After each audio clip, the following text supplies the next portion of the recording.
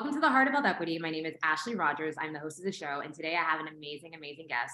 Her name is Erika Bernabei, and she is the co-lead of Equity and Results Organization. Welcome, Erika. Go ahead and introduce yourself. Hey, Ashley. Yes, my name is Erika, and I use she, they pronouns. I've been doing anti-racist work basically my whole career, and with Equity and Results, we're now about 7 or 8 years old, and I can't wait to get started today. Well, I'm excited because that's my first question. Since you do work in racial equity work, what does racial equity mean to you, and what inspired you to start this work? Well, I kind of interchange racial equity with anti-racist, just so you know, so I might interchange that throughout. Actually, about, oh my gosh, I'm dating myself, almost 30 years ago now. My family brought me into a workshop called Undoing Racism Workshop with the People's Institute for Survival and Beyond. I come from an organizer family. And so I was sort of enculturated into anti-racist as a white person pretty much since I was a older teenager. And so this work is just the work that I've done for my entire life and career. For me, anti-racism or racial equity is really about centering both the voices and the power of people of color in all decision making and in all structures, knowing that white folks definitely have a role to play and that our humanity is also at stake, but that when we center the lives and bodies of Black people, Indigenous people, and people of color, we come out with a more humane and a beautiful and also powerful world. So for me, it's all about the intersection of race prejudice plus power and how those two things intersect and really wanting to undo racism. So can you tell people, what do y'all do? What inspired you to start the organization? What we found was that there were a lot of really amazing organizations doing head and heart work. But there's a lot of need around the hands piece. And it really is phase two work. So a lot of times people get started and then they're like, what do we do now? We're like, we are what you do now. And we were practitioners. Some of us were working in government. Some of us were working in nonprofits. Some of us also have private sector experience. And what we found was that there was this methodology, results-based accountability, that we did research on, used it, practiced it, talked with community about it over the course of about 10 years. And we figured out how to use it to do anti-racist strategic work. And what we do is we help folks after have started their head and their heart work. We help them think about the root causes of why they see racial disproportionality, either in the organization, like with their staff and their culture and their hiring and their policies, or outside in their partnerships or in the services they deliver, in their policy making, et cetera. And we help them design strategies that actually address the roots. But it sounds much simpler than it is because we're anti-racist the whole way through. We're dragging them through all of our principles. We're dragging them through. We want them to build the capacity to do the work as opposed to doing it for them. So we're not the kind of group that comes in and is like, oh, this is your problem. We think you should do this. This is what evidence-based practice says. We actually want the organization to be like, based on who we are, anti-racist principles, our own journeys, these are the roots, these are the strategies, these are what we call better off measures. Okay, so this is why, like, reason 532, I wanted you to be on the show. You and me talked about this. I talked to my other friends. As a Black woman, I'm in spaces where people may or may not say certain things because I'm in the space. But when you're talking to folks that look like you, they may feel a little more comfortable to have those honest, candid, vulnerable type chats. So I wanted to know, like, how do you start that conversation about race to make people more comfortable to be honest about how they feel or maybe their past? Yeah, Ashley. I mean, I definitely heard that before. And I do know that a lot of white folks, we have not yet educated ourselves and, we don't practice what it means to have conversations about race. And so sometimes we become frozen with fear that we're going to say the wrong thing. A lot of times we might say the wrong thing because we haven't educated ourselves. We haven't talked to other white people about racism. And so we start out our journeys without any baseline. And we just jump right in and then we sound like fools. And often we do offend people and we do say the wrong thing. And not just little mistakes, but big mistakes that can really cause harm and violence to people of color. So for me, the first place to start as a white person is, regardless of how many friends of color you have, is really about, white folks cannot know what it's like to experience racism. White folks do not have necessarily the skills to talk about it. So we need to get educated. We need to get into white affinity. We need to talk to other white people. And then if we do have relationships that are meaningful and authentic with people of color, of course, in those relationships, we can and should talk about race. But, I do think it's about preparing ourselves and then getting ready for a lot of the stuff that's going to come up, which is going to be a lot of mistakes and a lot of moments when we feel embarrassed, and being able to just tolerate it and apologize and keep rocking, as opposed to getting into that flight or fight or freeze mode. Okay, that's good to hear. And I'm curious about like, you're like, it doesn't matter how many friends of color you have, because people be saying, I Right. have a black friend, I have a Latino. It's just like, Yeah. if you have that 1 or 2 or even 10, it doesn't mean that you fully understand the way they've navigated the world. But with that said, as a PSA, how do you tell other white people how not to put the onus on the person of color when they're going through their health equity or their racial equity journey? I mean, I'll just say this, people of color, Black, Indigenous people of color are always going to have a greater burden. It doesn't matter how much work white people do, because racism impacts people of color. So there's no way to fully take on the full burden because we don't get impacted by racism. That said, I would just encourage us, whether it's professionally or personally, to not just in front of people of color, but on our own, with our own communities, with our own families, with our own friends, be in the dialogue so that we are prepared. We get feedback from other white anti-racists. We get feedback from colleagues of color, like, hey, I'm not going to teach this to you, but that wasn't cool. And to go over here and figure out why it wasn't cool, right? So there's a lot of intellectual, it's emotional, it's technical and adaptive. It's things you can read in a book, but it's also things you need to feel and experience. There's a lot of times white folks don't even know the history of trauma in their own families and how that prevents them from really engaging in active conversations about other forms of oppression that they may themselves be perpetuating. And so it's a dynamic process that we just have to work on forever. So there's not a moment where you become that kind of white person who can finally engage in meaningful conversations with people of color. It really is just a mess up and a journey, and a mess up and a journey forever until you die. Right. I guess you have to have that caveat that I think all of us too are on our own journey too, right? Like even as a Black woman, I'm on my racial equity journey in different ways too. So it's a marathon, not a sprint. And again, I think remember that we'll all make mistakes and give each other grace. So when you're talking about the emotional parts of when you're dealing with being anti-racist or racial equity work, how do you help folks who are dealing with the feeling of like white guilt, white fragility, which is something that is new to me because when I was in grad school, I had 2 roommates and they were both white and they were talking about white guilt. And I was just like, wait, you feel guilty? How do you feel guilty when you're in the top of the food chain? I don't understand. And then they, right. Can you kind of like walk people through like, what does white guilt mean? And then how do you help people overcome that so instead of just feeling guilty, they actually have action behind it?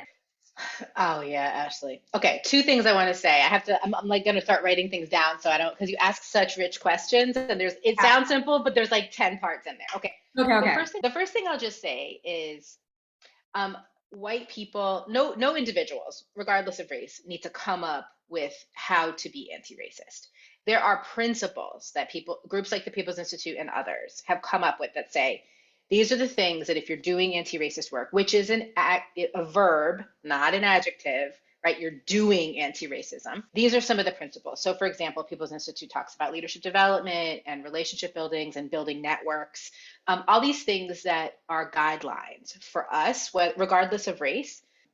And so one of the problems that white people have and white culture has is that we think it's supposed to be innovative and shiny and new, and then we get to be the special white person that makes up all this stuff. What we need to understand is if we go back to the words and the stories of elders and understand the work that's been laid before us, our job is to internalize it and begin to use those principles. And principles are things that we live by. They're values, right? So when people don't have those principles be super clear, what happens is it either makes stuff up and they think they're special and they perpetuate whiteness, or they are like, I'm stuck, I'm afraid, and they kind of throw their hands up in the air. I'm never going to get this right. I'm just going to be quiet. I'm guilty. I'm afraid. That doesn't apply to me. In my case, for example, I'm a white queer person. So I might say, oh, well, queerness absolves me from my whiteness. These are all these stories white people tell.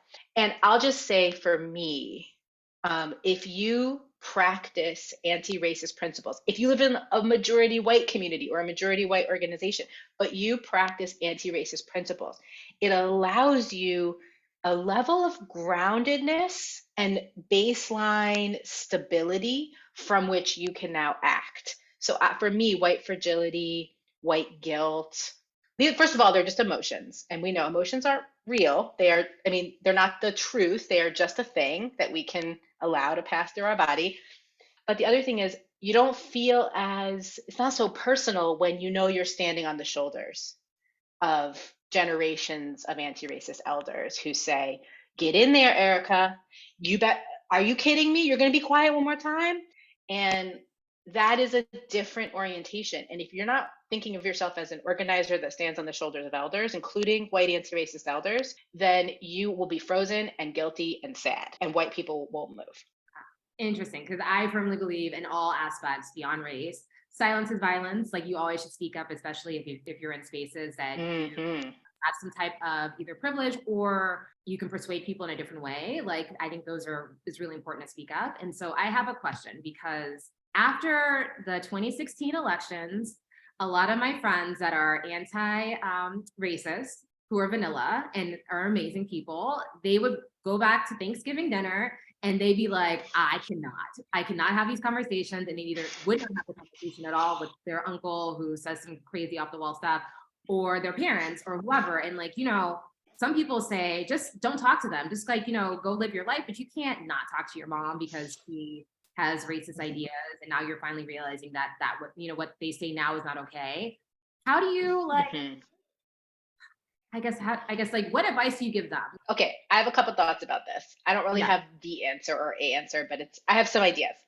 The first thought is, just so we're clear, it's not just your family, white people, it's also your boss, your staff, your friends. It's not just like this thing about this very externalized form of racism. It's also microaggressions. It's also the language people use. It's also who's in your friendship circle. So first thing to say is, there's a lot of locations for the activation of anti-racism for white folks.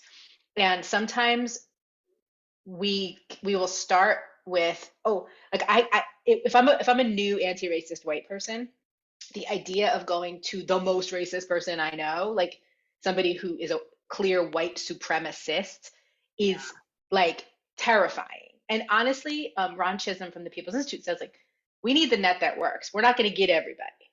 When you see Blue Lives Matter flags, or you see people voting for clear white fascists, there are some folks where you're not going to get them. If that's your uncle, it may not happen. You may still, I'm not saying you shouldn't say something, but the possibility of the transformation, it might take you 10 decades. So for me, I'm interested in the insidious white folks, the neutral, colorblind-ish white folks, the white folks who don't say anything. The ones who say something nasty, they're the obvious ones. But the majority of racist white people in your family don't talk about race. The majority of your friends, white people who are racist, don't talk about race. But there's this middle ground. There's the super hardcore anti-racist, and then there's the super white supremacist fascist that gets elected. And then there's like 95% of the white people in the middle. And I'm more interested in that 95% than I am honestly, on either end. That is in terms of my work. My friends better be badass anti-racist. But in terms of the work I'm going to put into the world, that's how I feel. And definitely don't ask your Black friends to talk to your fascist uncle. Like, that is the most, or any white person, that is your job. You got to get it together. You got to work on yourself. You got to educate yourself, and you got to start having those conversations as a white person, because that does not work for people of color. I feel like that's the PSA right there. It's okay to ask your friend, but don't expect us to do all the work and the labor, because I'm very social. So I have people who ask me things so they feel safe by asking me things, which is fine. But sometimes it's exhausting, and I have to be honest, be honest on those of color. A lot of times the ones who are in this work are excited to help because we feel like if we don't, of course, but it's also, it can be taxing, especially when you have another George Floyd situation where we were just trying to process the trauma that we experienced from that, and then having to teach people along the way or bleed as we're explaining to people along the way. So I think that everything you said is good because I think people need to do the work. Totally. And I really appreciate you being so vulnerable and saying like how taxing it is, because it's something people really need to hear. So thank you for being so generous with that comment. Okay, so from that conversation, I have additional follow-up questions from that. So one, when you're talking about centering, I think sometimes, and I can say this for my other friends of color, when we have called out systems of microaggression or racist behavior or whatever it is, sometimes those who have inflicted the harm all of a sudden become the victim and like cry or make it about them. White tears, white lady tears. Are you referring to white lady tears? I know what you're referring to.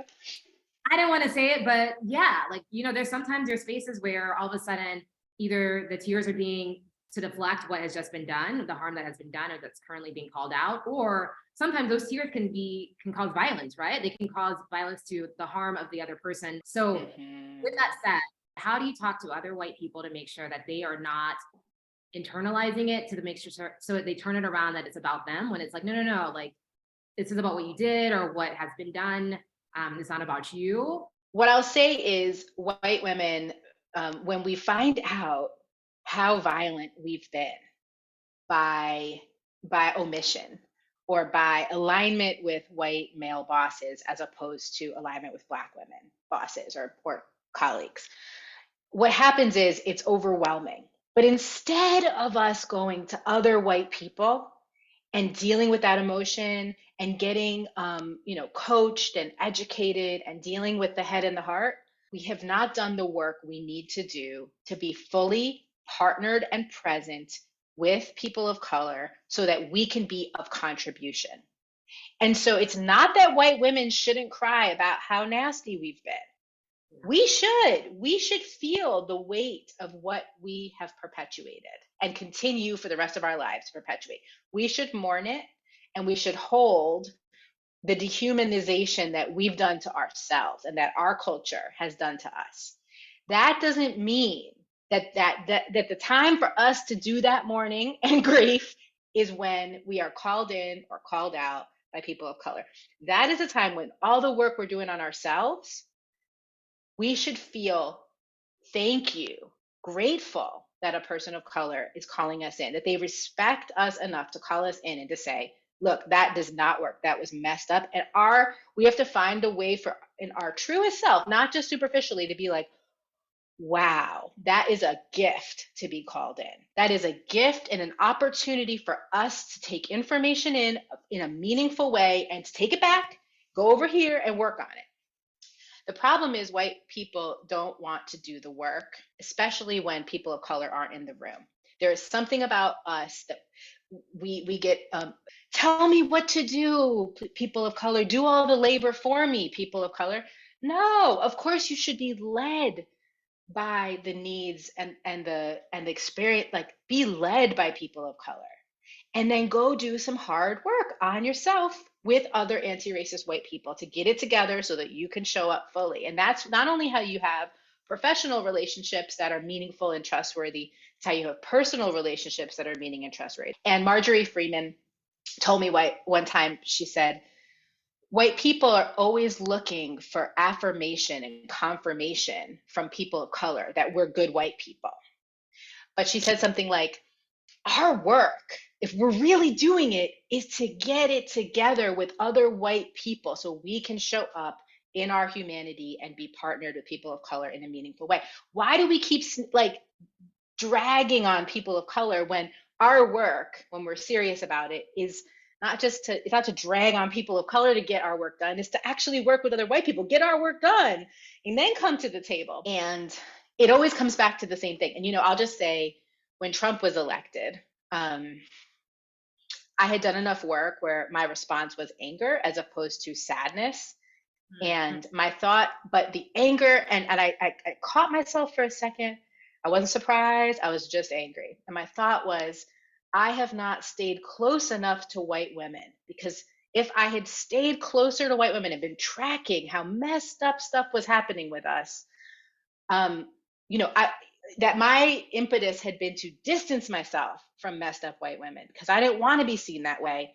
Now I need to find, oh shoot, now I'm going to have to come closer to white women so that we can do some hard work together, even the white women that are problematic.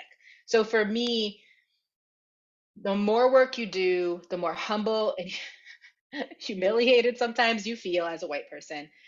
But it's like, when they say it in therapy, right? The only way to get to the other side is right through the mess. And so there is no other side with whiteness, but there is being inside of the productive mess that allows us to be in real relationships with people of color.